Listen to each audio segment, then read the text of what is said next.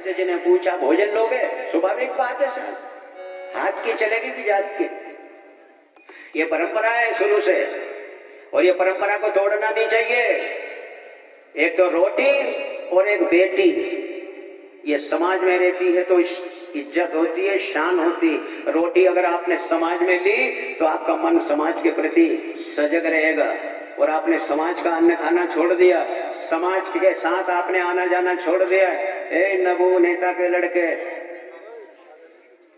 बैठो कथा सुनो, पैसा बहुत खर्च कर रहा है तेरा पापा, नीचे बैठो, ये मेरा मतलब है। साहब कोई हल्ला ही नहीं करे साहब, अब कम बोलेंगे तो लोग कहेंगे 4 दिन होगा शायद हार गया होगा बाबा जी से, अब धीरे धीरे बोल रहे हैं। राधे राधे। एक पर कम्मावासी आया, रोटी और बेटी समाज में होनी चाहिए। समाज से विपरीत व्यवस्था होती है तो वर्ण संकर संतान होती है। दूसरी समाज की महिला और दूसरे समाज का पुरुष अगर संयोग बनता है और संतान पैदा होती है तो वर्ण संकर संतान पैदा होती है। वो अपने पुरखों को नरक में ले जाने के लायक वो संतान होती है, उनको पिंडदान देने का भी उनको अधिकार नहीं होता है। मेरे बंधुओं, इसे समाज को बरकरार रखिए, वर्ण व्यवस्था अपनी बरकरार रखिए। ब्राह्मणों सुमुखमा शीत बाहु राजन्याकृतः ऊरु तदस जद्वैश्य पद्भ्यागुं शूद्र हो जाए तो ब्राह्मण अपनी जगह पे है, क्षत्रिय अपनी जगह पे है, वैश्य बनिया अपनी जगह पे है और शूद्र अपनी जगह पे है। 4 वर्ण परमात्मा ने बनाए, ये ब्राह्मण है, ये क्षत्रिय है, ये पेट वैश्य है, और ये चरण, ये पांव, ये शूद्र है, सेवक है। लेकिन 4 वर्ण होते हुए 4 एक जगह रहते हैं, उनमें कोई भेदभाव नहीं होता है। ये 4 वर्ण साथ में हैं, लेकिन शूद्र नीचे है, ब्राह्मण ऊपर है। लेकिन ब्राह्मण को खूब ऊपर धर लो और यहां से अगर काट दो तो पांव काट लो, चल सकोगे क्या? कांटा गड़ जाए जिसमें आदमी तकलीफ उठाता है, पांव में अगर कांटा गड़ गया तो विचार आता है अरे मेरा पांव लगड़ा हो गया, चलेगा कैसे?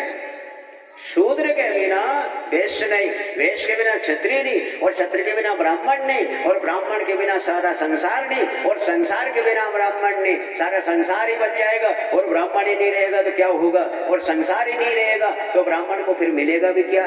इसलिए ब्राह्मण है तो सारा संसार है, और संसार है तो ब्राह्मण है। जाति की व्यवस्था को, वर्ण व्यवस्था को बनाए रखो। मैं निवेदन करता हूँ अब आजकल के नवयुवक लोगों से, जाति की व्यवस्था को मत बोलिए।